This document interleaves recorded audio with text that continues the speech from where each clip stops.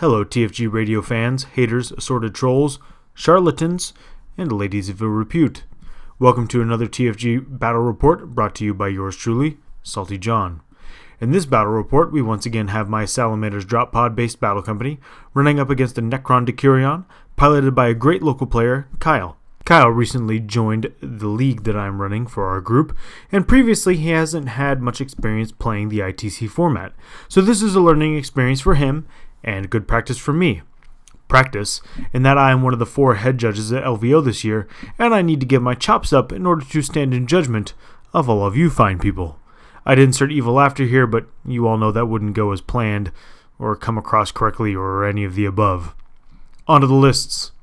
Kyle is piloting a Necron Decurion with a Reclamation Legion, 2x5 Immortals with Tesla, 5 Lich Guard with Sword and Shield, an Overlord with Veil and Scythe, obviously, 5 Tomb Blades with Gauss and Shield Veins, 18 Warriors, 10 Warriors, a Canoptic Harvest with a Spider, 5 Scarabs and 6 Wraiths, Adjudicator Battalion with 2x Triarch Stalkers and 2x5 Triarch Praetorians. I am piloting my tried and true Salamander's Battle Company with Vulcan, Chaplain, 3x10 Tactical Marines with Melt-A-Gun, Multi-Melta, Combi-Melta, and Drop Pod, 3x5 Tactical Marines with Flamer, Combi-Flamer, and Pods, 2x Multi-Melta Land Speeders, a Devastator Squad with 2 Grav Cannons and a Rhino, a Devastator Squad with 2 Multi-Meltas and a Rhino, the 1st Company Task Force with 2x5 Stern Guard with 2 Combi-Meltas and Pods, and 5 Stern Guard with 2 Heavy Flamers and Pods. This will be an interesting matchup.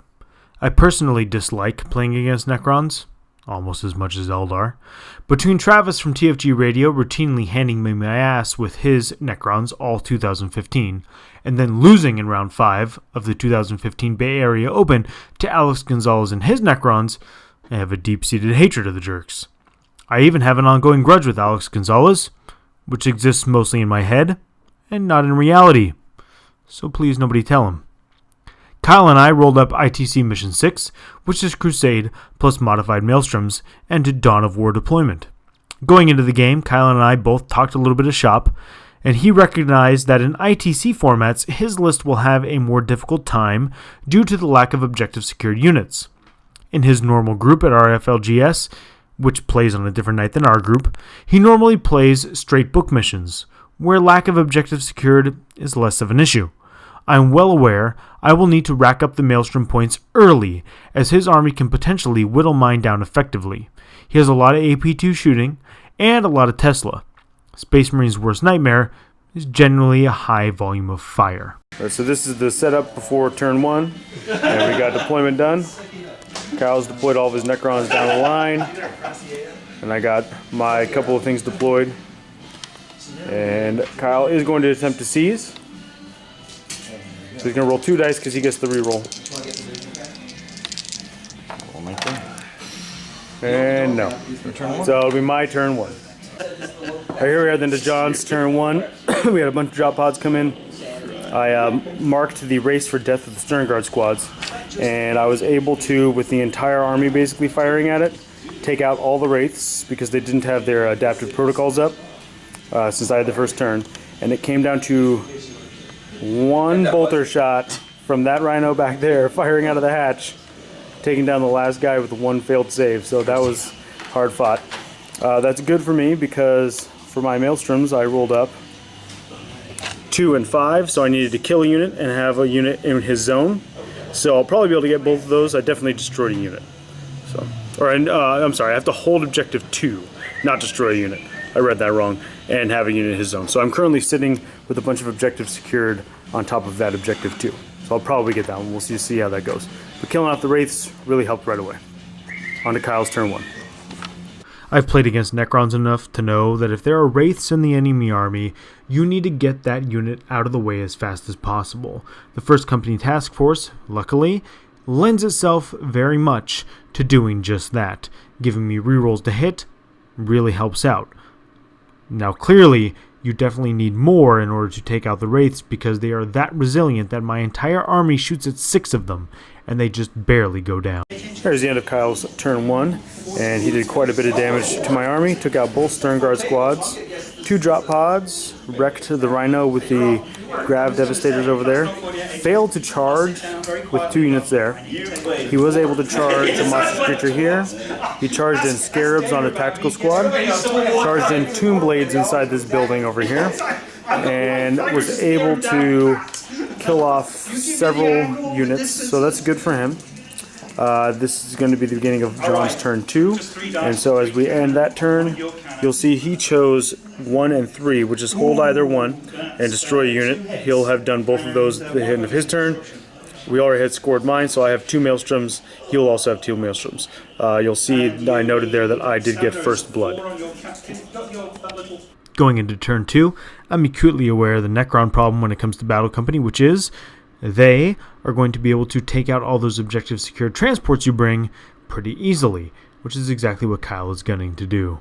We're at the end of John's turn 2, and all of my remaining drop pods came in, so 3 5-man tactical squads with flamers, and then the Vulcan squad. Vulcan squad dropped down in the center of the board there, and went after the Lich Guard, but all those double flamers still didn't manage to do much against re-rolling saves, re-rolling reanimations and stuff. Put the herd down, tried. His Scarabs did sweep out 1 squad of tactical marines, and that was about it. So went ahead and scored Kyle's next turn, so he's sitting at 2 and I'm sitting at 2. For my turn, I took 2 and 5, which I probably can do both of those, we'll see. Kyle took 4 and 2, so holding 2 is going to be difficult for him. He has to clear off entirely one of the objectives in order to get it. So his next turn is going to be Kyle's turn 2. That's the end of Kyle's turn 2, and he did a lot of work on this turn. Took down Vulcan's Stern Guard squad to just Vulcan and the Chaplain back there. He was able to clear out Drop Pod, which is upside down, is wrecked. Cleared out the Devastator squad. He assaulted the Tactical squad and moved up to take that 2. So he will have a 2 on his turn. He wrecked a drop pod here with Scarabs down at the center there. Attempting to clear it out to get at that objective 2 also. He did not. That 1 drop pod still has 2 hull points. So it's looking tough for the Battle Company. Went ahead and scored my score for the top of 3. I now have 4 Maelstroms. Kyle got 2. Kyle will more than likely get both of his. I don't really have anything I can get over to contest that 2, so he'll probably get that. We'll see. The thing that makes Necron so great is their resiliency, and even against something like Battle Company with tons of objectives secured, the fact that the Necrons can hang around for a long time, coupled with Gauss weaponry, which is going to be glancing a lot of those objective secured transports to death, and sheer volume of fire, means that the Necrons are going to have a better chance of sticking around than you might think. Even with a unit like Vulcan with a Chaplain, it's still going to be hard for me in close combat to whittle him out. Here at the end of John's turn 3, we went ahead and agreed that based on time, this would be the last turn. So I was able to deny Kyle one of his Maelstroms by moving up a speeder over there to deny that 2.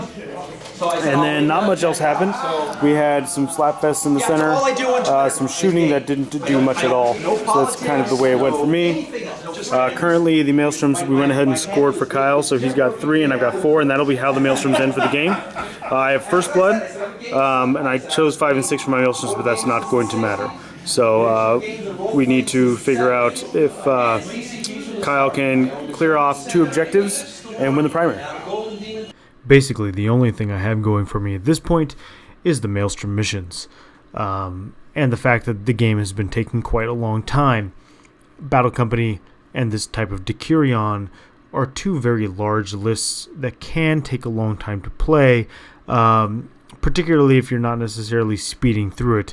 Now, we didn't call it on time just because it would run out for like a tournament setting, quote unquote, but we did call it because we had gotten pretty far into the game and I did need to go home and Kyle needed to go home, etc. So we agreed that turn 3 would be the end of the game, but even so, it's not looking good for me going forward towards the end.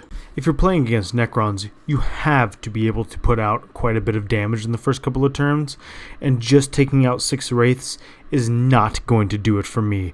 I really needed some Praetorians and Lich Guard to go down, or his Overlord, or something else in those turns. It would have been best if my reserves had not come in turn 2.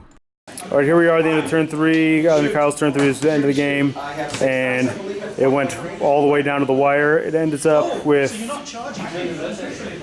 Kyle having 5 points. He won primary plus line break, and I've got 6 points. I've got Maelstrom plus First Blood and line breaker. So First Blood really helped out on that one, keeping it from a tie. Kyle really just needed to kill off Vulcan for a draw. If we had gone on any more turns, it's Kyle's game, hands down, no questions, because I've got nothing left to really score Maelstroms with, and he can get the Warlord for sure. So any more turns, and that would be that. So overall, it's a good game. Necrons are always a tough match. You've always got to get through all those rerolls and all those reanimation protocols. This was a quintessential example of a Necron versus Battle Company game. It all boiled down to the inability of the Battle Company to put out enough damage to effectively shut down a well-built Necron Decurion. It is a shame Necrons aren't more prevalent in the competitive 40k meta currently, as they are a great counter to the Battle Company. Their issue is they struggle against other armies with high volume of fire, or even certain Death Star builds. As far as our league goes, I went ahead and scored this game as a draw. I didn't feel it was fair to give myself a win, and Kyle a loss, given that if it hadn't been for time constraints, Kyle more than likely would have won the game. I also have an acute dislike for games that don't go to at least turn 4. I would prefer all games to go to a natural conclusion. Now obviously I know that's not possible in a competitive setting, but I have always been a big advocate of the policy that a game must reach turn 4 or both players receive a loss, as a general tournament policy, so I don't really feel I had earned a win. I hope you enjoyed this SaltyJohn presentation, and I encourage you to continue to tune into TFG Radio. See you at the LVO.